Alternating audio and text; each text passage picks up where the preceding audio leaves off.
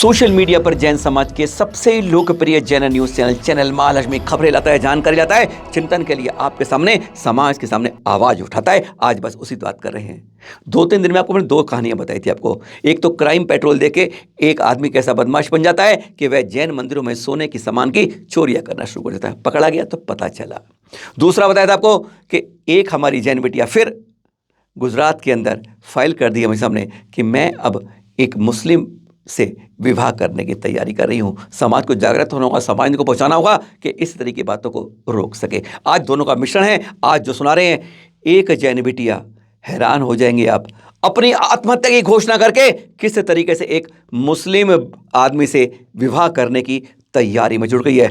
बहुत रोमांचक है, बहुत ही दर्दमय है यह कहानी, जो सचमुच आज हमारे समाज को कहां सोच तक जा रही है, हमारी महिलाओं की, बेटियों की, वह चिंतन में मजबूर कर देती। मंदसौर मध्य प्रदेश, वहां का अभिनंदन नगर, तारीख 28 तारीख, दिन शनिवार, और घड़ी बजा रही थी लगभग 2।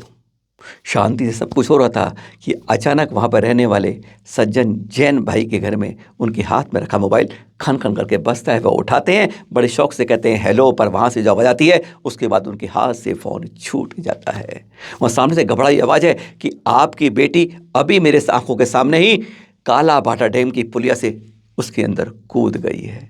आप जल्दी जल्दी आ जाइए, तुरंत आ जाइए, मैंने अपनी आंखों से तुम्हारी बेटी को उस पुलिया से कूदते हुए देखा है। हाथ से मोबाइल छूटता है, आंखों से अश्रुधारा निकल जाती है, डबडबाई आवाज़ है, किसी को कुछ बता नहीं पाते हैं, आवाज़ फूटने लगती है। उसी में वे पुलिस को फ़ोन करते हैं। अब घंटी बजती है पुलिस थाने की, कोतवाली थाने की, साथ में नई आबादी थाने तक भी खबर पहुंच जाती है, क्योंकि यह जो काला डैम था, बड़ा डैम था, दोनों के अंतर्गत आता है। दोनों के टीआई हैरान होते हैं, वायरलेस से खबर भेज देते हैं और तुरंत 15 मिनट में उनके पिताजी के साथ उस डैम पर पहुंच जाते हैं, जहां पर पिताजी पहचान लेते हैं कि जो स्कूटी खड़ी है पास में वो मेरी बेटी की ही है। पिताजी उस सुसाइड करे हुई बेटी को देखकर, सोचकर उस स्कूटर से लिपट कर रोने लगते हैं, पुलिया से नीचे झांकने लगते हैं, जैसे मन करता है मैं भी इसमें कूद जाऊं, शायद मेरी बेटी मिल जाए। पर उधर दोनों थाना से टीम जो आई है वह अपनी जांच में लग जाती है, पहचानती है, देखती है गहराई कितनी है, गोताखोरों को बुलाती है, सब कुछ करती है। पर उससे पहले वह क्या करती है, वह स्कूटी को जांचती है। जान कुछ ऐसा लगता है कि कोई कागज में टुकड़ा फंसा के रखा हुआ है, और सचमुच वही था, वह उसका बेटी का लिखा हुआ सुसाइड नोट था। सुसाइड नोट में वह लिखती है, पुलिस सर, मेरी मौत की तहकीकात करने की ज़रूरत नहीं है, मेरा नाम फलाना फलाना, आज इसको हम छुपा रहे हैं, पिता का नाम फलाना फलाना यह छिपा रहे हैं, मेरे घर तक मेरे मरने की खबर पहुंचा देना, मेरे मरने के पीछे कोई कारण नहीं है, मैं अपनी मर्जी से आत्महत्या कर रही हूं, इसलिए पुलिस सर आपको इस केस की तहकीकात करने की कोई ज़रूरत नहीं है, ना ही किसी पर शक करने की ज़रूरत है, बस मेरे सुसाइड की बात मेरे घर वालों तक पहुंचा दें। लेटर में युवती ने पिता का मोबाइल नंबर भी लिख दिया था। पुलिस सुसाइड नोट को देखती है, उसके पिता की तरफ उस कागज़ के पन्ने को पकड़ाती है। पिता घबराते हुए उस कपकपे हाथों से उस नोट को पढ़ने की कोशिश करता है। वह पढ़ता क्या है, उसकी आंखों से तो आंसू रुक नहीं रहे थे। वह सुन के धक्का सा लग जाता है, और पुलिस उधर 10 गोताखोर लगे उस शिवना नदी के अंदर, जिसमें काला भाटा डैम था, उसमें गोताखोर को भेज देती है। शाम के समय ढूंढते रहते हैं, एक एक करके छानते रहते हैं। डैम बना है, आगे जा नहीं सकती लाश, कहाँ है, बेटी निकल गई थी, किसी ने बचा लिया था, पर वहाँ तो कुछ नहीं मिलता है। क्या वह बेटी उसी में कूदी थी? यह एक प्रश्न चिन्ह खड़ा हो जाता है कि 22 साल की जैन बिटिया आज किस कारण से आत्महत्या कर रही है। पिता कहते हैं कोई आर्थिक कमजोरी नहीं थी, कोई परेशानी नहीं थी, कोई टेंशन नहीं थी, बस फवक फवकर के एक पिता रो रहा है अपनी युवा बेटी के खोने के कारण। कहानी यही नहीं बात थी, परेशान पिता थे, पुलिस परेशान थी, गोताखोरों ने इतने लगाए, 10-10 गोताखोर उसको ढूंढ नहीं पाए, आखिर कहाँ है वो। अरे हैरानगी का ट्विस्ट तब होता है जब घर पहुँचते हैं तो एक सुसाइड नोट और मिलता है, और यह था दूसरा सुसाइड नोट। मॉम डैड ऐसा करना नहीं चाहती, लेकिन आप सभी मुझसे परेशान थे। वैसे पिता कहते हैं कोई परेशानी थी, मैं ऐसी लाइफ जीना नहीं चाहती, इसलिए मैंने यह कदम उठाया है। आपने मुझे बहुत प्यार किया, लेकिन मैं आपके लिए कुछ नहीं कर पाई, मुझे माफ़ कर देना please. Mom boy love you. मेरी दोनों बहन, मॉम की मेरी कमी महसूस मत होने देना प्लीज़, उनको हमेशा ख्याल रखना। भगवान मेरी उम्र मम्मी पापा को लग जाए, मेरे अकाउंट में जो भी पैसे हैं उस पर मेरे मम्मी पापा का हक है। कहानी ही ट्विस्ट नहीं करती है, एक के बाद एक दो सुसाइड नोट, एक माँ बाप के लिए, एक वहां के लिए। जबकि मम्मी पापा को घर पर सुसाइड लिख गई है, लेकिन दूसरे में लिखती है कि मेरी मम्मी पापा को खबर कर देना, उनका मोबाइल नंबर ही है। और एक आदमी मोबाइल नंबर फोन करता है कि आपकी बिटिया को मैंने आपके पुलिया से कूदते देखा है। कहानी में कहीं ना कहीं दाव पेश लगता है, कहीं ना कहीं उलझी लगती है कि कहानी का सिलसिला बन नहीं रहा है।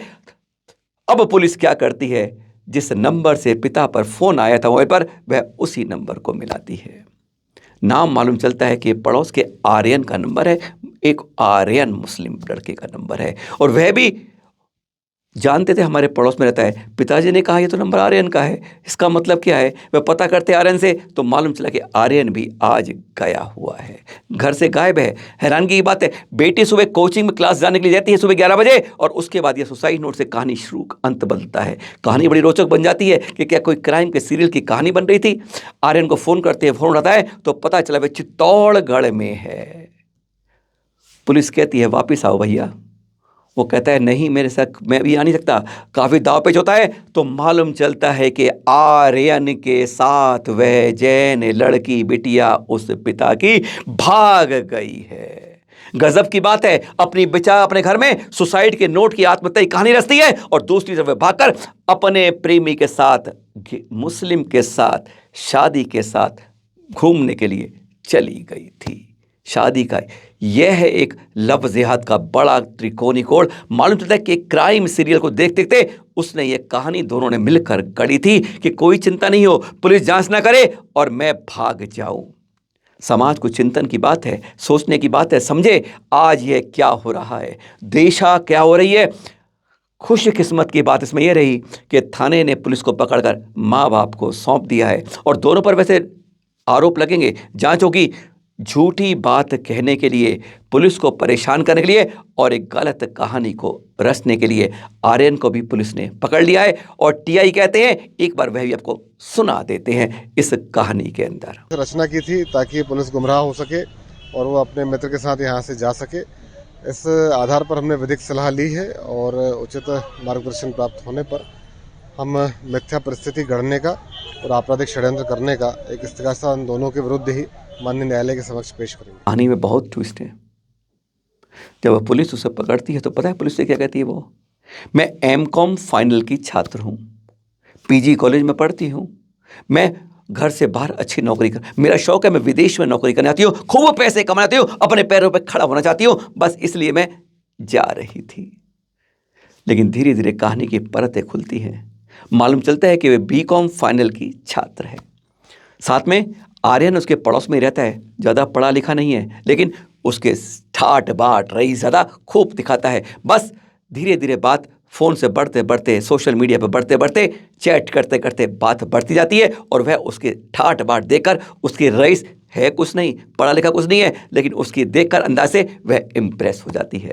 भागने का इंतजाम कर लेते दोनों, और उसके लिए कथा रच लेते हैं क्राइम के सीरियल देखकर कि हम इसी तरीके से आत्महत्या करके निकल जाएंगे। कहानी और आगे बढ़ती है।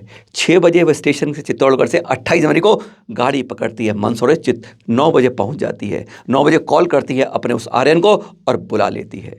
लेकिन कहानी के बाद ट्विस्ट तब आता है जब 9 बजे वह एक कमरे में लेकर उसके बुलाते हैं, दोनों जाते हैं। बस उस कमरे में जाके उसका दिमाग ठन जाता है कि मैं किधर जा रही हूँ। बस वहीं से वह वापस आ जाती है और कहानी में अपनी बहन और पिता के साथ थाने पहुँच जाती है। बेटी माँ बाप के पास है, आर्यन को पुलिस ने पकड़ लिया है, पर यह कहानी क्या चेतावनी देती है, सोच पर मजबूर करती है समाज को। कहाँ हमारे यहाँ से गलतियां हो रही हैं, माँ बाप की कमजोरी है, समाज की कमजोरी है, क्या हो रही है, इस बारे में समाज को जागृत होना होगा, नहीं तो हर रोज एक कहानी इसी तरह की हमारे सामने आती रहेगी। जयपुर में पिछले कुछ समय के अंदर 1 दर्जन से ज्यादा चोरी की सूचनाएं चैनल महालक्ष्मी आपको बार बार देता जा रहा है। पता नहीं क्या खास बात है कि वहां पर सिलसिला रुक नहीं रहा। विनोद जैन खोटखौफदा जी हैं, जरा उन्हें सुनते हैं इस नई चोरी का सिलसिला और देखिएगा, चिंतन करते हैं कि जयपुर में ऐसा क्या हो रहा है। सुनिए उन्हीं के मुख से। राजस्थान की राजधानी गुलाबी नगरी जयपुर में लगातार जैन मंदिरों में चोरियां हो रही है। चोरियों का सिलसिला रुक नहीं पा रहा है। इससे पहले एक चोरी होती है, उसके बारे में समाज को कदम उठाए तो दूसरे दिन ही पता लगता कि उस मंदिर में चोरी हो गई है। इसी कड़ी में 2 फरवरी को प्रातः मुआना मंडी स्थित श्री चिंतामणि पार्श्वनाथ दिगंबर जैन मंदिर में सुबह जब श्रद्धालुगण मंदिर दर्शन करने गए तो पता लगा ताले टूटे हुए हैं और अंदर देखा तो भगवान की मूर्तियां और दान पात्र तोड़कर चोरी किया गया है। इससे पहले भी श्योपुर के श्री चंद्रप्रभु दिगंबर जैन मंदिर है, राधा विहार है, राधा निकुंज है, विवेक विहार है, महेश नगर है, वर्धमान सरोवर है, केसरिया चौराहे स्थित पार्श्वनाथ दिगंबर जैन मंदिर है, महल योजना मंदिर सहित कई मंदिरों में लगातार चोरियां हो रही है। इस बारे में कदम उठाते हुए राजस्थान जैन सभा, राजस्थान जैन युवा महासभा सहित अन्य संस्थाओं ने पुलिस अधिकारियों को ज्ञापन भी दिए, उसके बाद भी कोई ठोस कार्रवाई होती नजर नहीं आई है। मुआना मंडी के मंदिर के बाद से तो समाज में भयंकर रोष व्याप्त है और समाज ने पुनः पुलिस अधिकारियों को निवेदन किया है, मुख्यमंत्री से मांग की है कि शीघ्रातिशीघ्र मंदिरों में हो रही चोरियों को पकड़ा जाए, रोका जाए और मंदिरों के आसपास विशेष सुरक्षा व्यवस्था की जाए, अन्यथा समाज को मजबूर होकर अहिंसात्मक आंदोलन करना पड़ेगा। विनोद जैन कोटखावदा, प्रदेश महामंत्री राजस्थान जैन युवा महासभा, मंत्री राजस्थान जैन सभा जयपुर। सुन लिया आपने, ना तीर्थ सुरक्षित हैं, ना बिटिया सुरक्षित हैं। आज जैन समाज के साथ क्या हो रहा है ये? कहीं चोरी होती है, कहीं हमारी इज्जत पर हाथ डलता है। हर जगह जैन समाज अपने को लुटता पाता है। आज इस चिंतन के लिए आप यही सवाल छोड़ते हैं, अधूरा सवाल चिंतन के पास कि हल इसका कौन निकालेगा। सादर जय श्री हिंद।